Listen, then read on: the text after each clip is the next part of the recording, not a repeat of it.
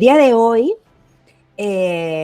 tenemos también por segunda vez a una invitada ya finestrera de la casa, Florencia Coco, es psicólogo.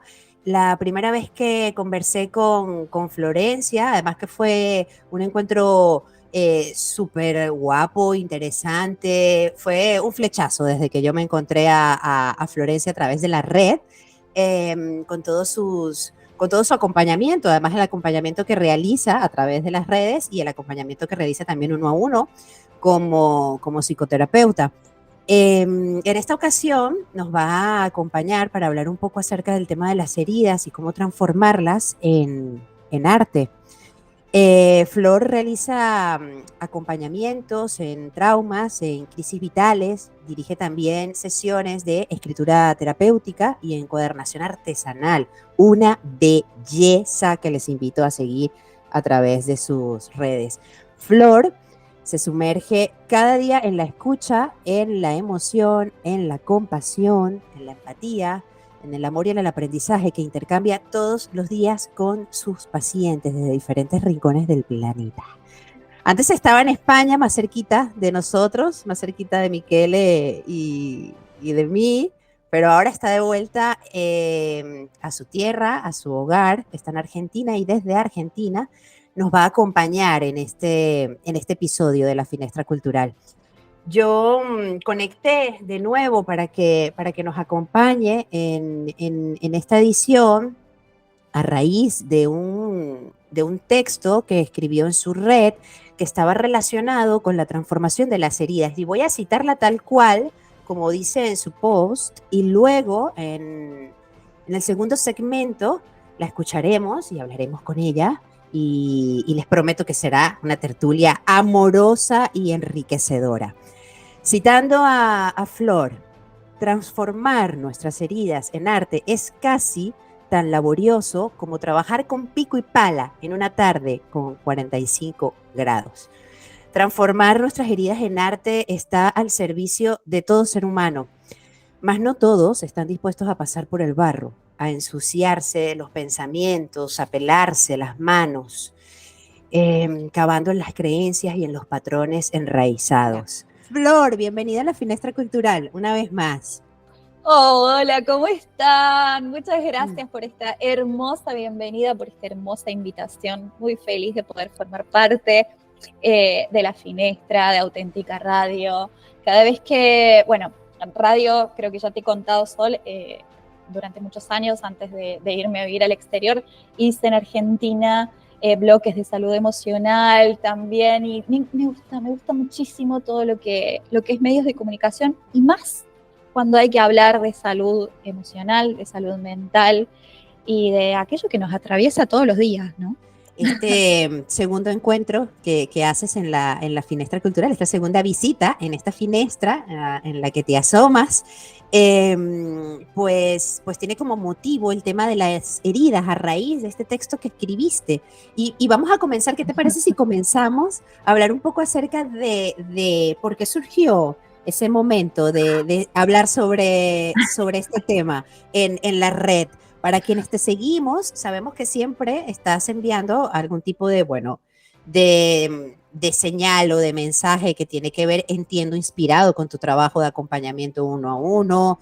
Pero ¿qué pasó este día para escribir este texto, además tan potente y que me llena siempre mucho y me llama mucho, que tiene que ver con la transformación de las heridas en arte? Bueno, algo que me gusta muchísimo hacer es que es utilizar las redes como un medio de enviar mensajes de transformación para las personas, para la vida cotidiana, para lo que estemos necesitando. Nada de lo que se vea publicado en mis redes con respecto a algún contenido o alguna temática desarrollada en especial, como en este caso el tema de las heridas, no ha pasado por mí antes.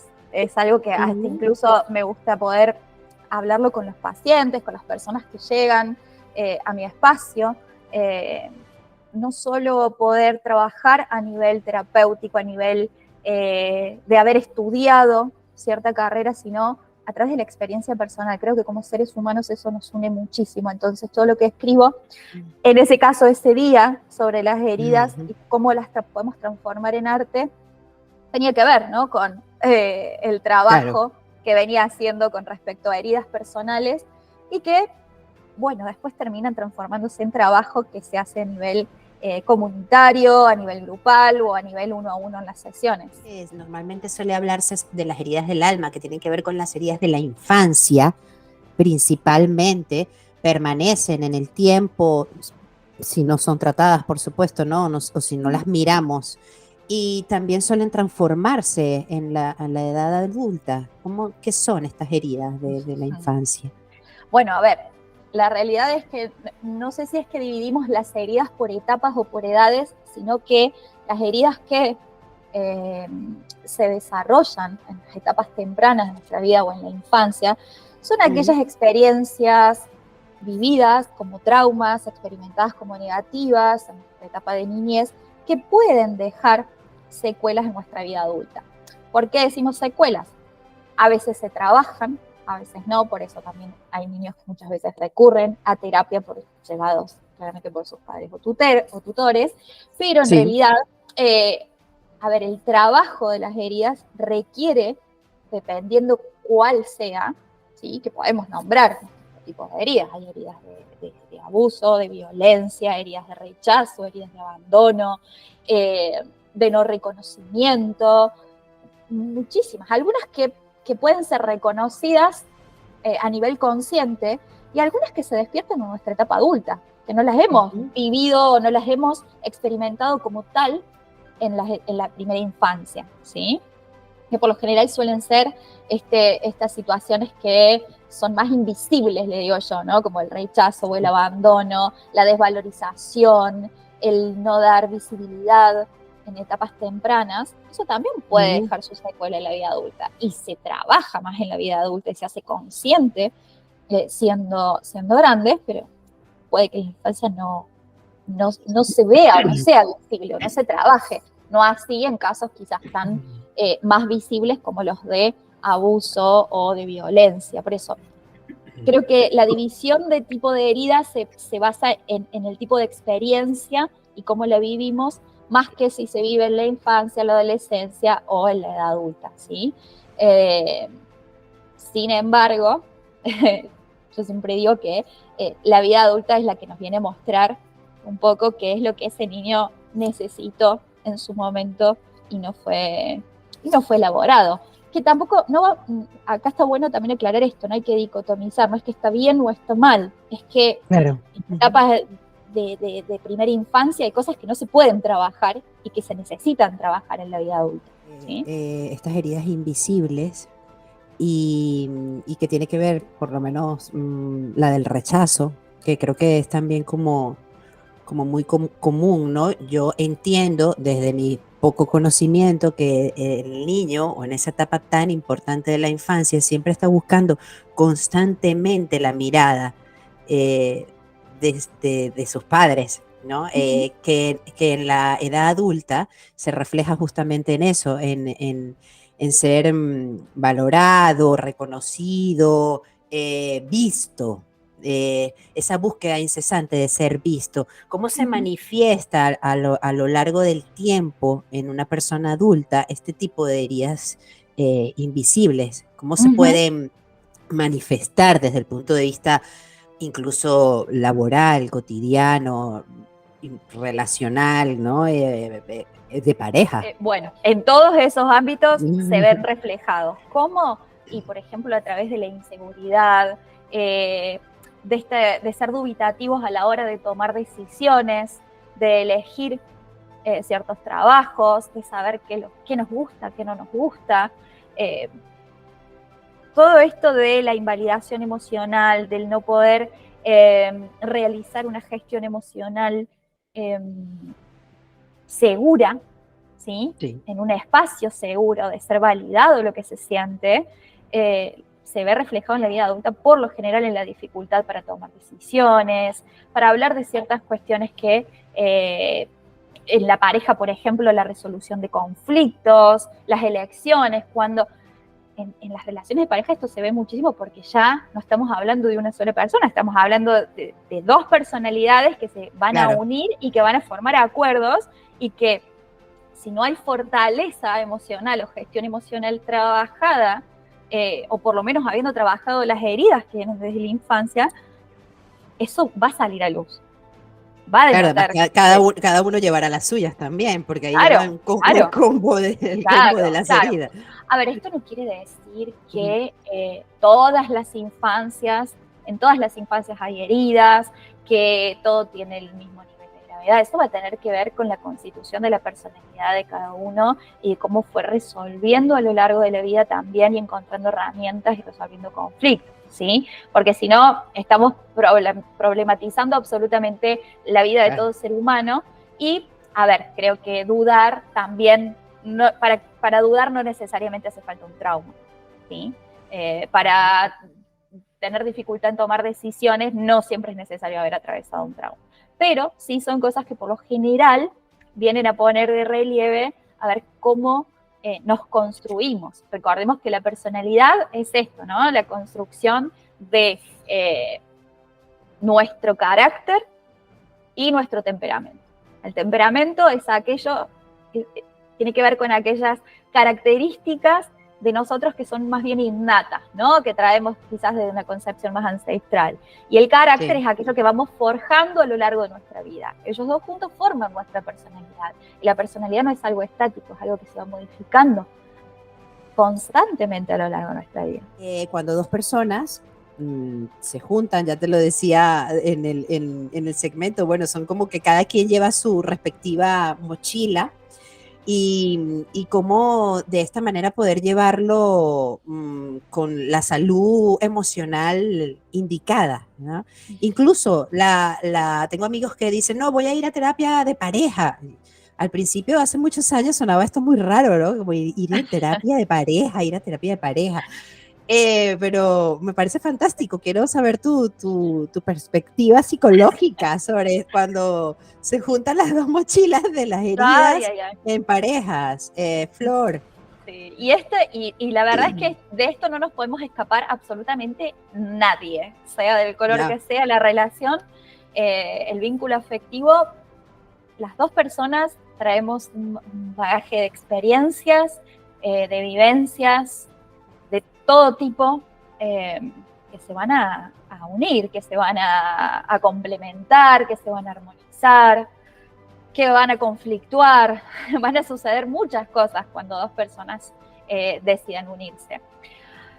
Siguiendo un poco en relación con esto de las heridas, es importante, muy importante tener en cuenta, porque las heridas justamente se manifiestan o impactan en la relación de pareja cuando comenzamos a vislumbrar quizás algún tipo de repetición de patrones, de comportamientos y de reacciones que se vienen quizás manifestando en relaciones anteriores, formas también no solo de actuar, sino de pensar.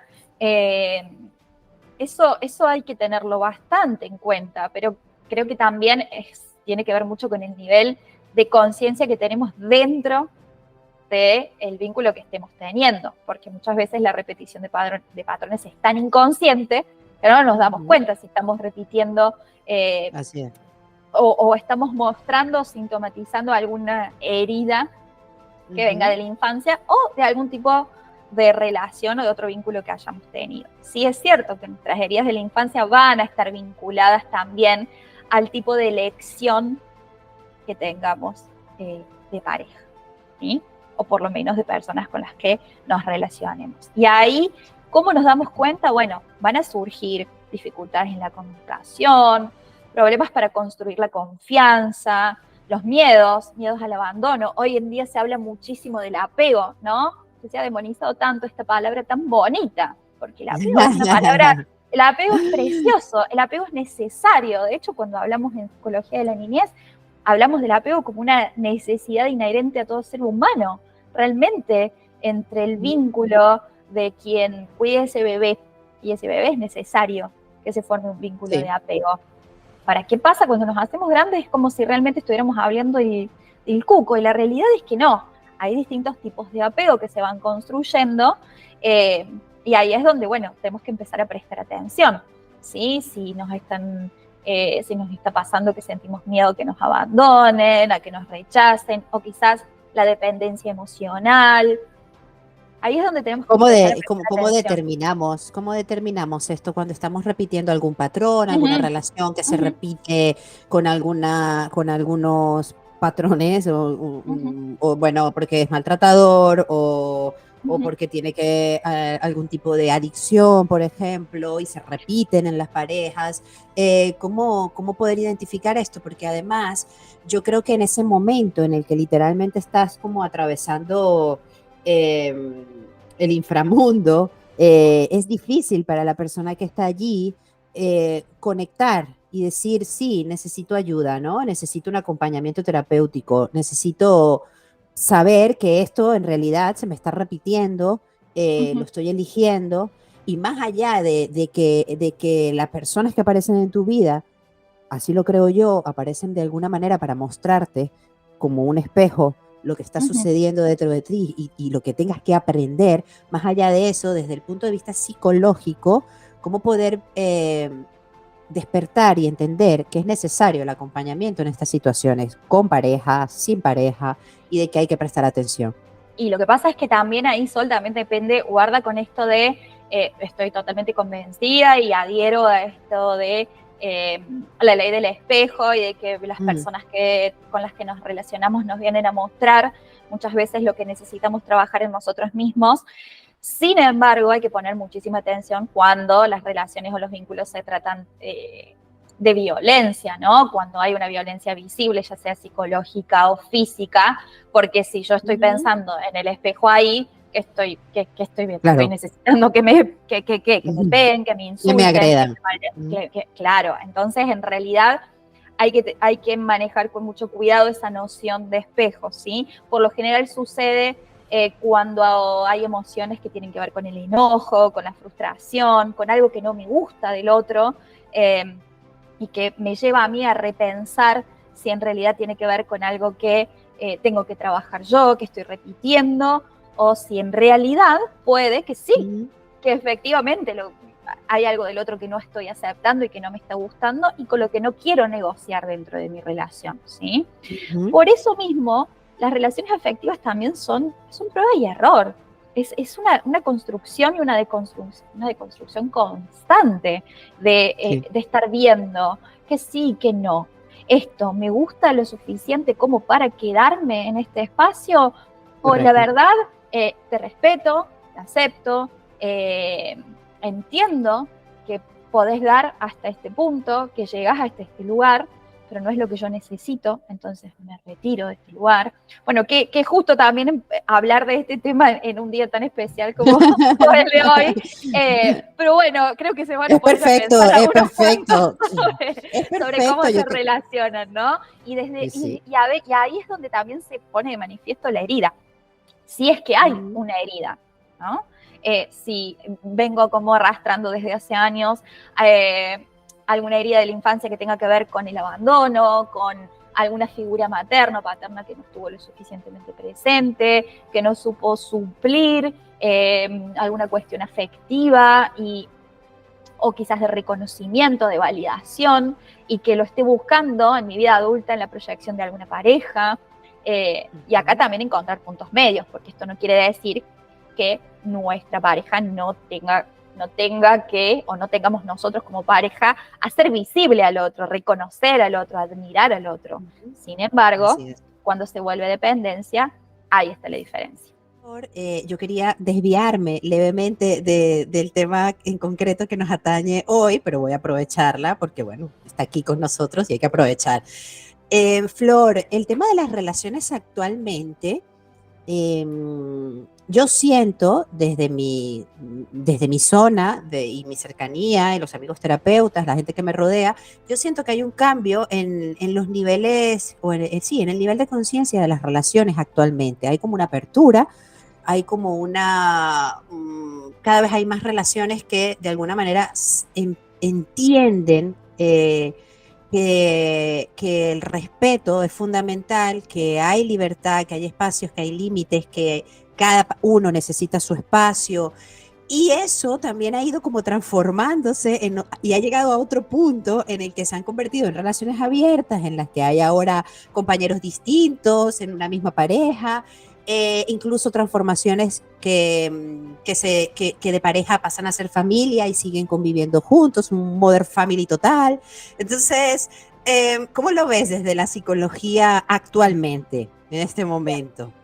Bueno, es que actualmente, en esta era que estamos viviendo, hay un despertar de la conciencia que realmente antes sí se estaba gestando, porque creo que lo que ha pasado ahora es que se ha habilitado eh, la información, la apertura, la conciencia social, la conciencia cultural, colectiva, de amor Sí. y de compartirse de una manera diferente, pero porque también surge de la necesidad, ¿sí?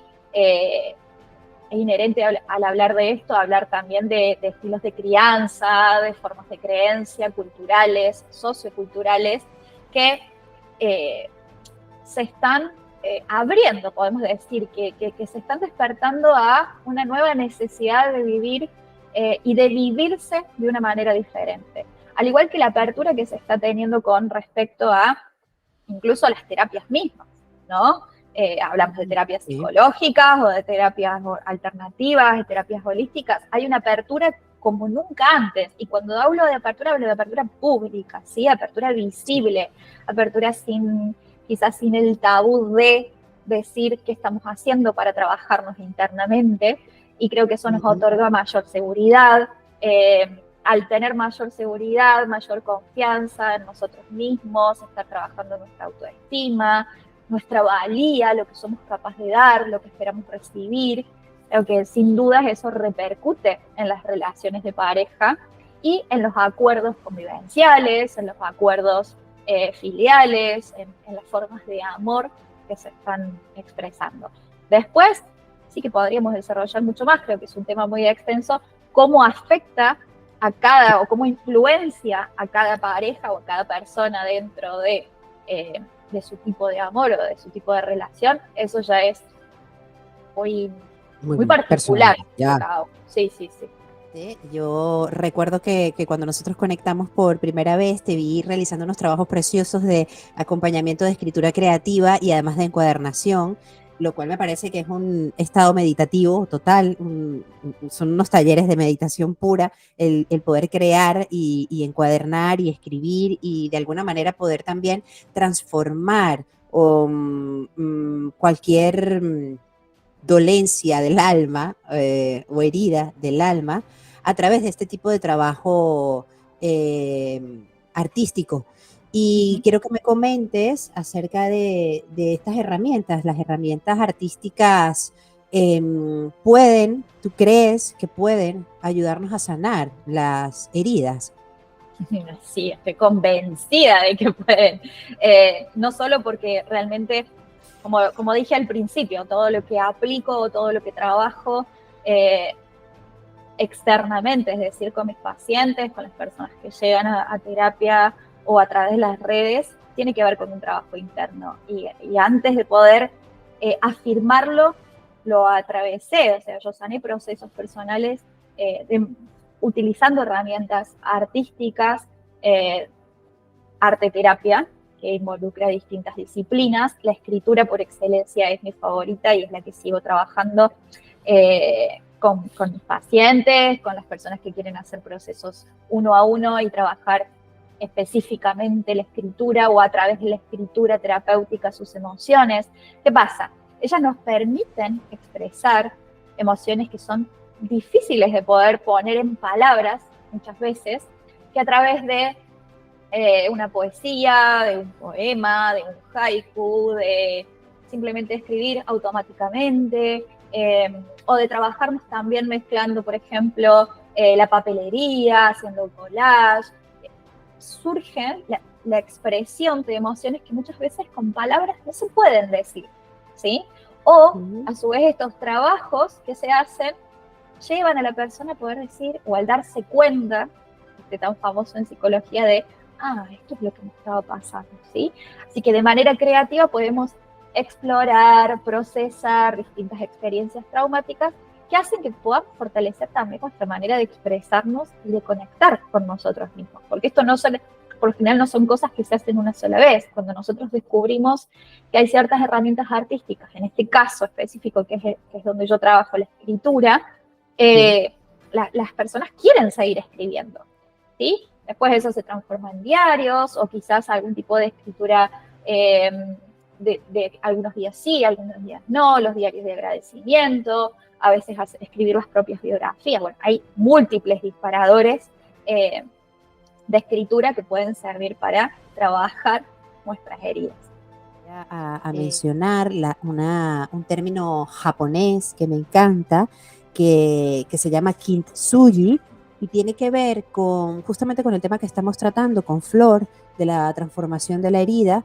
Y este término japonés evoca belleza en la imperfección, es precioso. Es transformar esas cicatrices del alma en oro, básicamente. Nos enseña de esta manera que nuestras heridas no nos debilitan, sino que nos embellecen. Imagina de alguna manera que tu corazón roto pudiera transformarse en una gran obra de arte. Objetos rotos, lo trabajan así, los van barnizando, mezclando polvo de oro. Y de esta manera, pues esa pieza que ha sufrido tanto dolor, pues se transforma en una hermosa obra de arte. Quería comentarlo y compartirlo antes de que Flor nos comente su perspectiva psicológica en relación a mi pregunta anterior, que iba dirigida al hecho de que quizás las personas que tienen la posibilidad por cultura, por cualquier razón de poder acceder a herramientas artísticas, quizás el camino sea un poco más leve, quizás esa ola se pueda surfear con menos peso. ¿Cómo lo ves, Flor?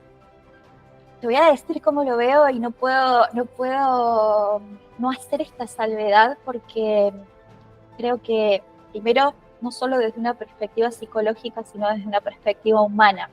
Te habla una ser humana que necesitó en su momento utilizar una herramienta que no fuera la tradicional, la conocida, para sanar heridas, y lo encontró en el arte. Una persona que creía que no tenía nada de artística, que no podía tocar el arte con nada, porque no había nacido con ese talento, con ese don, como mal acostumbramos a pensar, ¿no? De que para hacer arte tenemos que tener algún tipo de don en especial, que no dudo que hay personas que son las conocidas en la historia lo tengan. Ahora sí te voy a decir algo. Todas, absolutamente todas las personas tenemos acceso a herramientas artísticas, ¿sí? Porque esta pregunta comienza siendo como, ¿y qué pasa con quien no la tiene? Si me preguntas, ¿sí? Todas las personas tenemos acceso a las herramientas artísticas. Lo que pasa es que tenemos que quitarle quizás ese sobrevalor que se le ha dado al arte como algo específico de unos pocos y empezar para un público específico. Exacto, y empezar a entender de que tenemos acceso desde donde, a ver, ¿vos tenés papel y lápiz en tu casa? ¿Sí? Listo, Sí. ya tenés acceso. ¿Sí? Tenés acceso. Con la naturaleza, podés jugar con el barro, no necesitas jugar con la arcilla o comprar arcilla si no tenés. Podés acceder al arte desde, a ver, lo que estamos hablando, cuando hablamos de arte, cuando hablamos de transformar nuestras heridas en arte y utilizar herramientas artísticas, estamos hablando de utilizar ciertos métodos, ciertas formas, de manera creativa, de manera necesaria, diría yo, porque surge de la necesidad aquello que necesitamos transformar, ¿sí?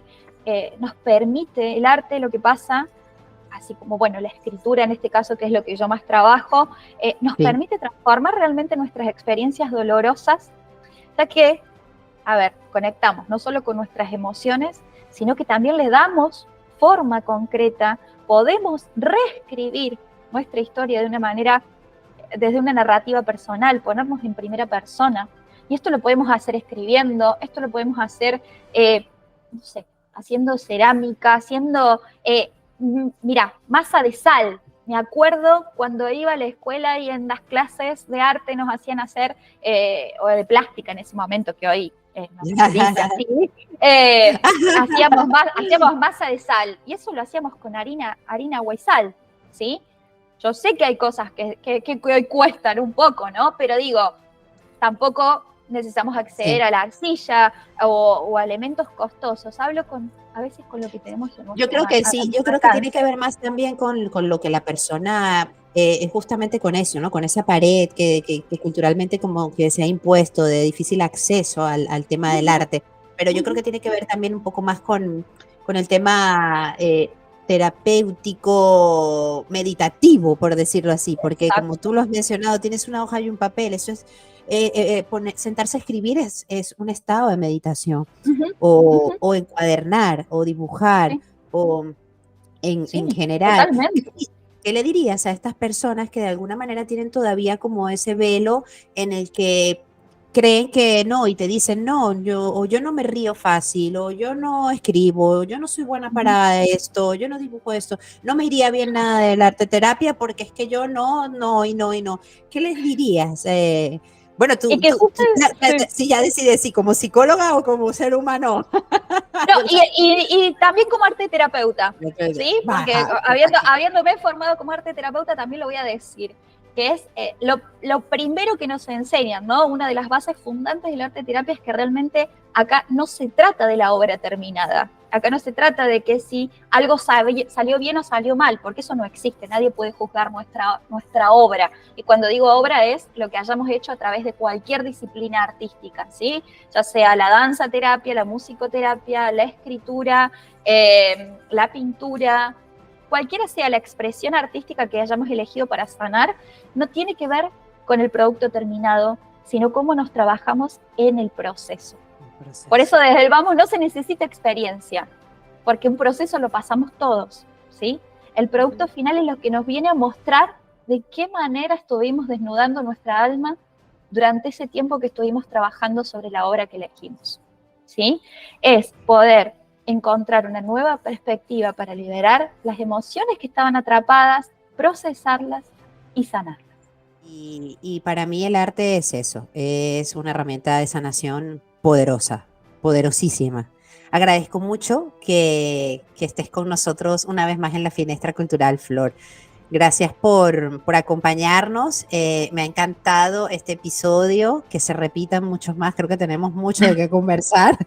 Con gusto de lo que quieran, que pueda, que también haya sido atravesado desde la experiencia. Me encantó particularmente cuando me llegó tu invitación, después de haber hecho esta publicación que también fue del corazón. Cada vez que hago una publicación sale de un estado meditativo, de haber hecho, tengo algo para decir, o esto surgió, y esta semana trabajé esto, y me parece que es bueno compartirnos con el mundo. Vemos tantas cosas hoy en redes que a veces no construyen, que por qué no, si hay algo que pueda sumar Así y traer un poquito de luz a la vida de las personas, ¿por qué no hacerlo, no? Ese es otro temazo que tenemos también para un próximo episodio, el tema de las redes y de esa imperiosa necesidad de siempre estar feliz y de mostrar lo bello que es todo y perfecto que es todo, y cuánto dolor hay detrás cuando no se trabaja, o se atiende o se mira hacia adentro, y con tanta cantidad de estímulos que hay afuera. Creo que es un temazo importante también de cómo hacer para poder proteger ese corazoncito, estas piezas antes de que se rompan y que haya que barnizarlas con polvo de oro. Exacto. Cómo proteger el corazón de manera preventiva, ¿no? Después que pasen las cosas. Así es. Flor, gracias por acompañarnos una vez más en la Finestra Cultural, así que espero que se repita muy, muy pronto. Bueno, muchas gracias a ustedes por la invitación. Gracias desde ya a todas las personas que están escuchando este episodio y que realmente yo siempre tengo una frase de cabecera y con esto quiero cerrar, ¿no? Escudriñarlo todo y retener lo bueno. Es algo que me gusta muchísimo, porque esto quiere decir, nos escuchemos podcast, escuchemos la radio, leamos libros, escuchemos otras Así es. voces, ¿sí? Pero hagamos una construcción personal de aquello que estamos necesitando, con qué nos queremos quedar, con qué nos suma, qué no, desde nuestro lugar, ¿sí? Eso nos va a dar voz propia y cada vez más seguridad y confianza en nosotros mismos.